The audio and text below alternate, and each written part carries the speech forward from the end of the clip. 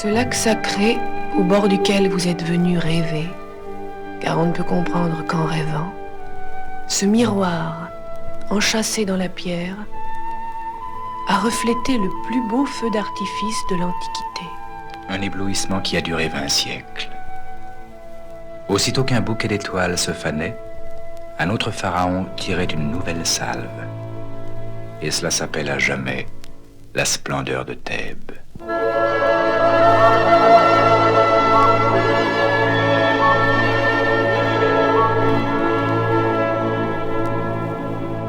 Car la lumière qui s'éteignait au nord au pied des pyramides se ralluma ici sur l'acropole de la haute vallée où allait régner Amon. Et Thèbes reconquit l'Égypte, imposa ses armes alentour, fonda des comptoirs, resserra ses alliances et rapporta au pied d'Amon le tribut de toutes les glorieuses cités agenouillées de Byblos, de Ninive et de Babylone.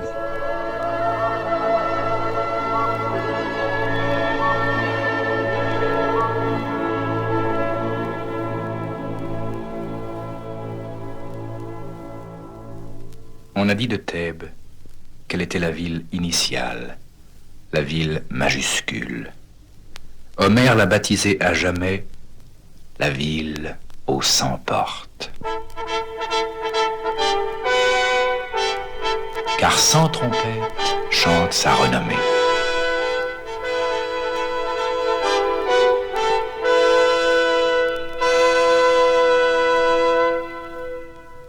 Et qu'en a dit Champollion? Thèbes. C'est le plus grand mot qui existe dans aucune langue.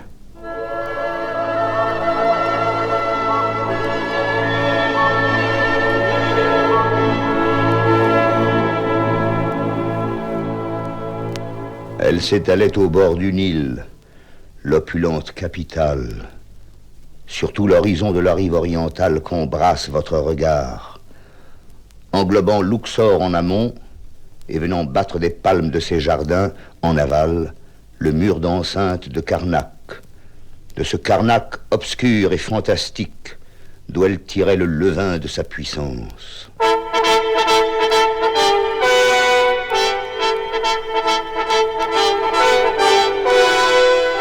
Cent trompettes répètent ton nom, Thèbes, et les échos de ta beauté.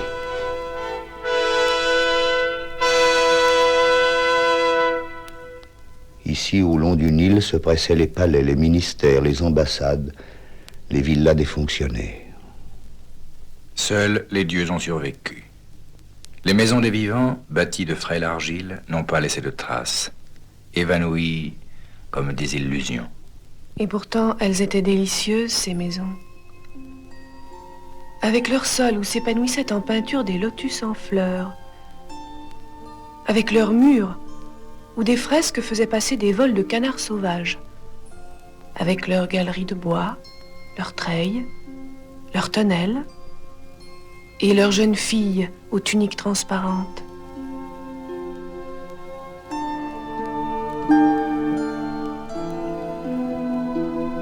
Des étuis de papyrus nous enseignent les titres des poèmes qui faisaient frémir leurs lèvres.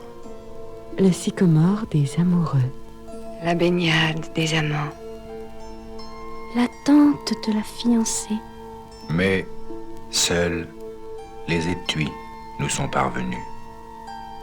Les papyrus qu'ils contenaient sont redevenus feuilles mortes.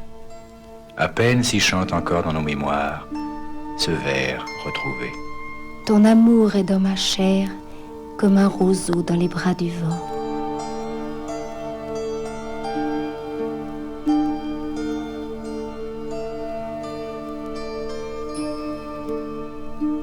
Et l'image que nous avons de Thèbes, fragile et irisée, c'est celle qu'en ont emporté les morts au fond de leur tombeau.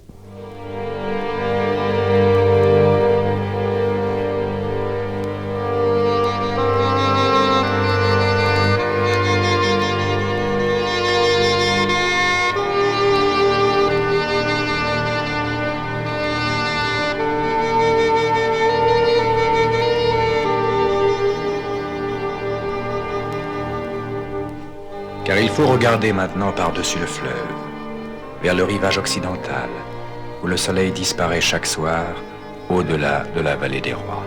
C'est le rivage des morts. C'est déjà l'au-delà.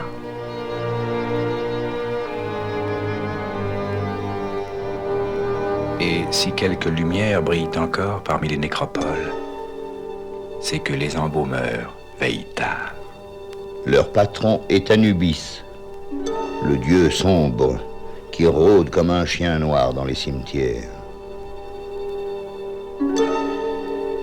Leur dieu est Osiris, qui connaît tous les secrets de la résurrection et veille pendant 70 nuits sur les ateliers de momification et les interminables bandelettes. Quand le vent souffle d'ouest, l'odeur des aromates traverse le fleuve et une amertume vous étreint, comme celle de la myrrhe broyée.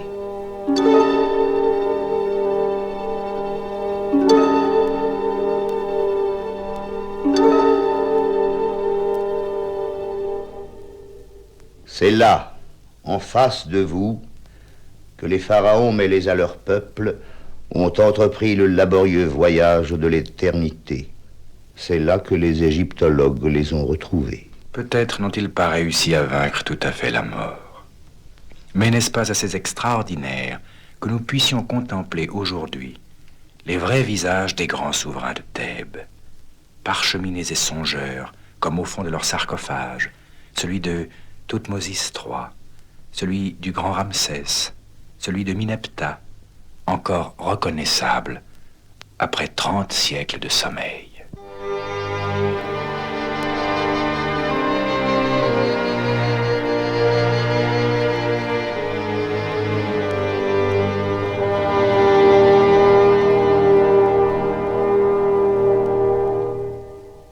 Les premiers arrivés au tombeau ont longuement contemplé depuis la rive d'en face le grand chantier de Karnak, poursuivi sans trêve par leurs successeurs. Voici le grand site archéologique où tous ont apporté leurs pierres et leurs prières. Car cette cité divine de Karnak, œuvre collective sans cesse agrandie, sans cesse embellie, sans cesse remaniée, est bien autre chose qu'un temple. Ici, Pharaon trouvait à la fois sa légitimité, son couronnement et son énergie. Il y rapportait l'hommage de ses victoires. Il venait s'y retremper et s'y raffermir après ses déboires. Il y cherchait le réconfort. Il y puisait la sève. Il n'était que la feuille d'un arbre qui plongeait ses puissantes racines ici, à travers les blocs de pierre et dont nous sentons encore le frémissement.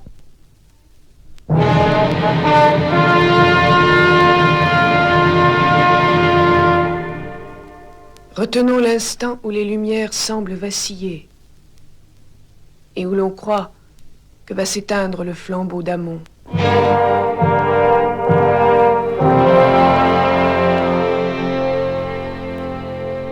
Nous sommes à la charnière entre la 18e et la 19e dynastie, il y a plus de 3000 ans. Avant, il y a eu tous les Thoutmosis et tous les Aménophis. Après, il y aura les Sétis et les Ramsès. Mais nous sommes à l'instant insensé du sacrilège et de la révolution.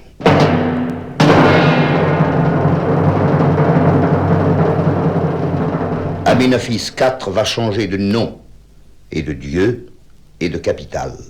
Plus haut que toutes les gloires, il met l'amour. Et son épouse bien-aimée, Néfertiti, partagera son rêve d'une nouvelle foi, d'une nouvelle ville.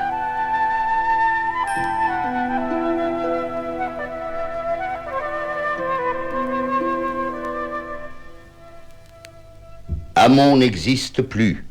Son nom même est martelé sur tous les monuments. Le nouveau dieu s'appelle Aton. C'est un dieu unique. C'est le soleil. Et c'est l'amour.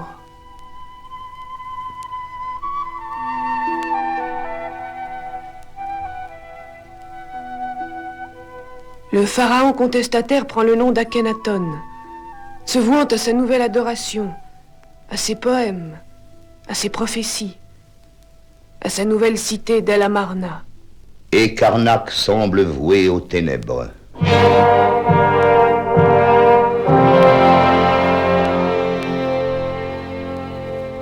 Mais la nouvelle religion ne durera que le temps de son inventeur.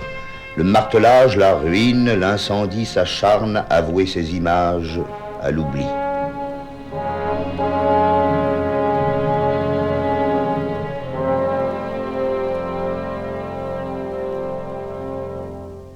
Le nouveau pharaon est un enfant.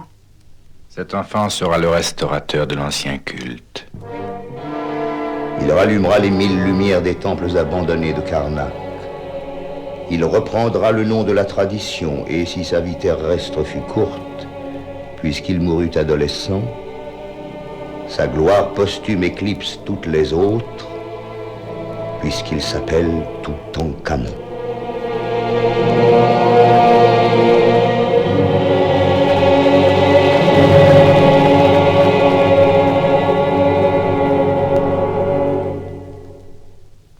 Sa tombe improvisée fut creusée à même le lit de la vallée des rois, là-bas. Elle échappa aux pillards pendant 3000 ans. Et en 1922, tout y était. Les sarcophages emboîtés, les statues, les bijoux d'or, le mobilier magique et le mobilier coutumier, les albâtres, les faïences, ce prodigieux trésor qui fait encore courir les foules, et ce masque incrusté de lapis lazuli et de cornaline qui nous regarde du fond de la nuit avec son énigmatique sourire d'immortel jeune homme.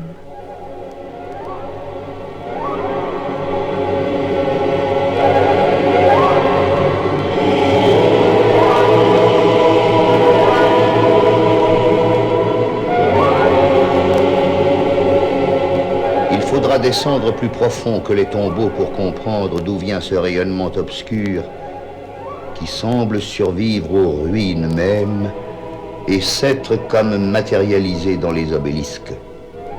Aiguilles de pierre arrachées au soleil levant, elles surgissaient, mystérieuses, souvent plaquées d'un alliage d'or et d'argent, étincelantes au-dessus de Luxor, au-dessus de Karnak.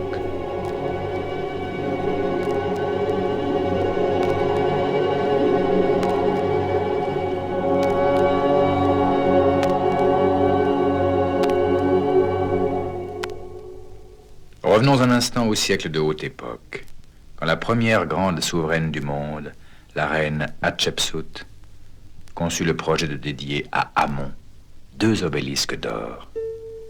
Écoutons-la.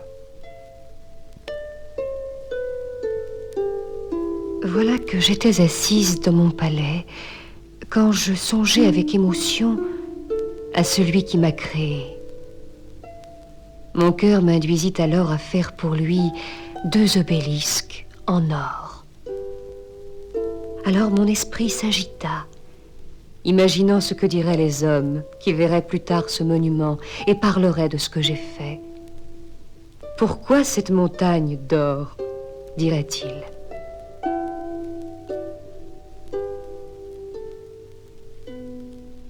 Mais j'ai rêvé de faire plus que je ne pourrai jamais. Mes 2 obélisques ne seront pas en or, mais d'une pierre unique, qui est du granit dur, sans raccord. Et l'expédition pour me les apporter aura duré 7 mois.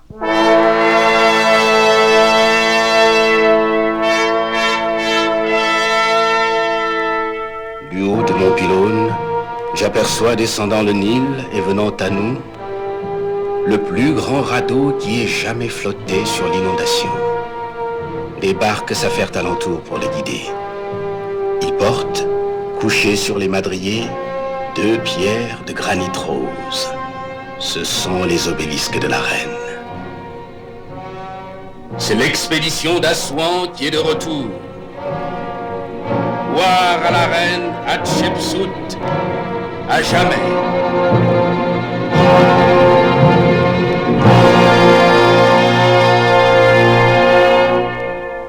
Maintenant que les 2 obélisques sont dressés, je dois terminer leur dédicace. J'ajouterai ceci. Pensant aux hommes de plus tard qui n'auront pas vu se réaliser mon rêve d'or, je veux au moins qu'ils puissent dire que ma bouche était excellente concernant les paroles qu'elle proférait et que, fût-ce en granit, je ne revenais pas sur ce que j'avais dit.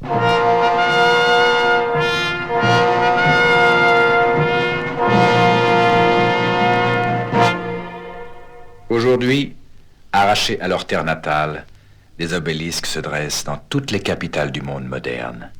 À Rome, à Paris, à Londres, à Constantinople, à New York. Au-dessus des tumultes vains, ces pierres, debout comme un index qui impose silence, maintiennent la leçon de la méditation égyptienne.